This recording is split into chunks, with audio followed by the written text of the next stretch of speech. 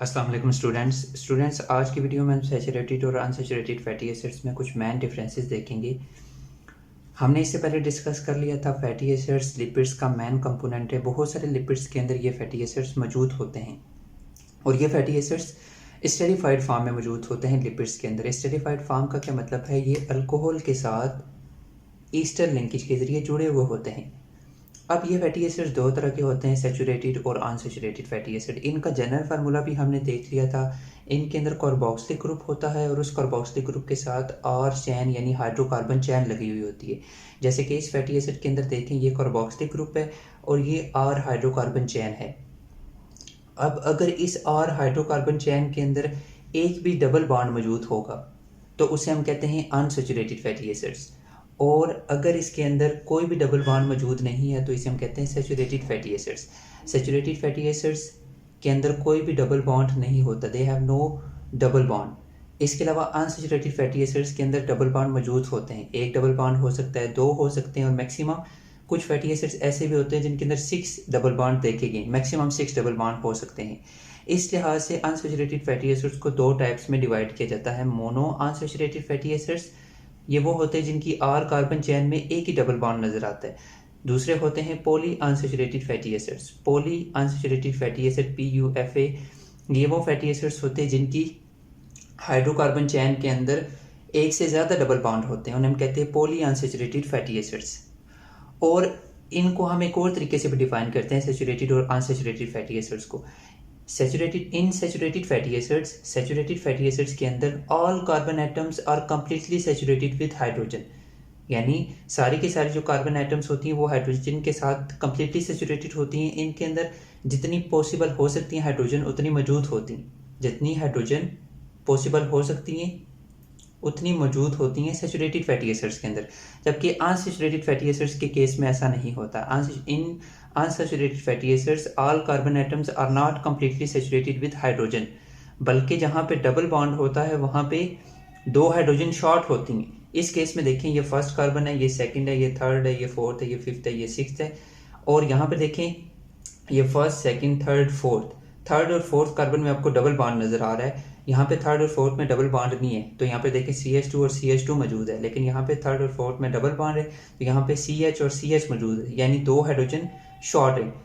यानी यहाँ पे कार्बन आइटम्स कंप्लीटली हाइड्रोजन के साथ सैचुरेटेड नहीं होते, मतलब कुछ हाइड्रोजन शॉर्ट होती हैं जहाँ पे डबल बॉन्ड होता है। कार्बन कार्बन डबल बॉन्ड मौजूद होता है आर कार्बन चेन के अंदर, जबकि यहाँ पे आर चेन के अंदर कार्बन कार्बन डबल बॉन्ड नहीं होता। अच्छा, इसके बाद सैचुरेटेड फैटी एसिड्स की नेक्स्ट प्रॉपर्टी ये है कि इनका मेल्टिंग पॉइंट बहुत ज़्यादा होता है। They have high melting point. जैसे स्टीरिक एसिड को हमने आगे जाकर डिस्कस करना है, उसका मेल्टिंग पॉइंट 70 डिग्री सेंटीग्रेड होता है। और इनका मेल्टिंग पॉइंट बहुत ज़्यादा होने की वजह से ये रूम टेम्परेचर पर सॉलिड होते हैं। मेल्टिंग पॉइंट आपको पता है वो टेम्परेचर होता है जब कोई चीज़ सॉलिड से लिक्विड में कन्वर्ट होती है, तो इनका मेल्टिंग पॉइंट बहुत ज़्यादा होता है। इस वजह से रूम टेम्परेचर पर यानी 25 डिग्री सेंटीग्रेड पर ये क्या होते हैं, सॉलिड होते हैं, क्योंकि इनका मेल्टिंग पॉइंट ज़्यादा होता है। जबकि अनसैचुरेटेड फैटी एसिड्स का मेल्टिंग पॉइंट बहुत कम होता है और कुछ का माइनस में भी होता है। इस वजह से unsaturated fatty acids room temperature पर लिक्विड होते हैं। रूम टेम्परेचर मतलब 25 डिग्री सेंटीग्रेड पर ये लिक्विड होते हैं, क्योंकि इनका मेल्टिंग पॉइंट कम होता है। सैचुरेटेड फैटी एसिड्स का जो ओरिजिन है वो एनिमल है। एनिमल से जो हमें फैट्स ऑब्टेन होते हैं, फैट्स आपको पता है रूम टेम्परेचर पर सॉलिड होते हैं, इसी वजह से क्योंकि उनके अंदर सैचुरेटेड फैटी एसिड्स ज़्यादा होते हैं। और अनसैचुरेटेड फैटी एसिड्स का जो ओरिजिन है वो प्लांट से जो हमें ऑयल्स मिलते हैं ना, उन ऑयल्स के अंदर मौजूद होते हैं अनसैचुरेटेड फैटी एसिड। इसी वजह से ऑयल्स रूम टेम्परेचर पर लिक्विड होते हैं। अब सैचुरेटेड फैटी एसिड्स की नेक्स्ट प्रॉपर्टी ये है कि they can not accommodate any more hydrogen atom, क्योंकि इनके अंदर मैक्सिमम जितने हाइड्रोजन पॉसिबल होते हैं उतने मौजूद होते हैं, तो फर्दर ये हाइड्रोजन को रिसीव नहीं कर सकते। जबकि अनसैचुरेटेड फैटी एसिड्स इनके अंदर फर्दर हाइड्रोजन एटम ऐड हो सकता है, further hydrogen atom can be added in unsaturated fatty acids. जैसे आपको पता है हाइड्रोजनेशन के प्रोसेस के जरिए हम हाइड्रोजन ऐड कर सकते हैं। हाइड्रोजनेशन के प्रोसेस के जरिए आपने सुना होगा वेजिटेबल ऑयल को वेजिटेबल घी में कन्वर्ट करते हैं, तो ये जो वेजिटेबल ऑयल होता है इसके अंदर अनसैचुरेटेड फैटी एसिड्स होते हैं।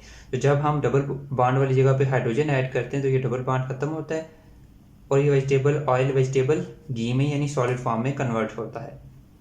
अभी सैचुरेटेड फैटी एसिड की एग्जांपल है स्टीरिक एसिड। यहाँ पर देखें स्टीरिक एसिड के अंदर भी 18 कार्बन होते हैं, ऑलिक एसिड के अंदर भी 18 कार्बन होते हैं। ये दोनों का मैंने कंडेंस फार्मूला लिखा है।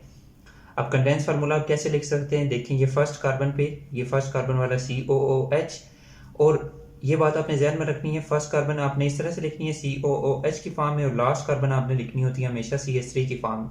तो इसके अंदर 18 कार्बन है, कोई इसके अंदर डबल बॉन्ड नहीं होता। तो फर्स्ट लिख के 18 लिख के दरमियान में फिर 16 कार्बन रह जाती हैं, वो 16 कार्बन CH2 की फॉर्म में होती हैं। तो आपने CH2 लिखना है और ब्रैकेट के बाहर 16 लिख देना है। तो ये 16 एक 17 और एक 18, इसके अंदर 18 कार्बन मौजूद होती है, और ये इसका कंडेंस फार्मूला है। अगर इसका आप ओपन फार्मूला स्ट्रक्चर लिखें ओपन, तो फिर तो आप ये COOH लिख के ये सेकंड CH2, फिर थर्ड CH2, फिर फोर्थ CH2, इस तरह से लिखते जाएंगे टिल 18, और 18 आपने CH3 की फॉर्म में लिखनी है। अब ओलिक एसिड में क्या होता है, क्योंकि ये एक अनसैचुरेटेड फैटी एसिड है, इसके अंदर एक डबल बॉन्ड होता है 9वीं और 10वीं कार्बन के दरमियान। तो आपने ये 9वीं और 10वीं कार्बन को शो करना होगा, क्योंकि ये CH और CH की फॉर्म में होंगी। यहाँ पर देखें ये फर्स्ट कार्बन COOH की फॉर्म में, फर्स्ट कार्बन के बाद जो नेक्स्ट 7 कार्बन होती हैं वो CH2 की फॉर्म में होती हैं। तो हमने CH2 लिख के ब्रैकेट के बाहर 7 लिख दिया कि 7 कार्बन CH2 की फॉर्म में। ये 7 कार्बन और ये एक 8 कार्बन होगी, 9 और 10 कार्बन के दरमियान डबल बॉन्ड है, तो यहाँ पे हमने डबल बॉन्ड शो किया। 10 के बाद पीछे 8 कार्बन रहेगी, क्योंकि इसके अंदर भी 18 कार्बन है। अब उनमें से जो लास्ट है वो तो CH3 की फॉर्म में होगी, ठीक है, बाकी जो 7 रह जाएंगी वो CH2 की फॉर्म में होती हैं। तो CH2 लिख के ब्रैकेट के बाद 7 लिख दिया। तो ओवरऑल इसके अंदर 18 कार्बन होती हैं ओलिक एसिड के अंदर। तो ये कुछ मेन डिफरेंसेस थे सैचुरेटेड और अनसैचुरेटेड फैटी एसिड के अंदर। बाकी कोई क्वेश्चन है तो नीचे आप कमेंट सेक्शन में पूछ सकते हैं। शुक्रिया।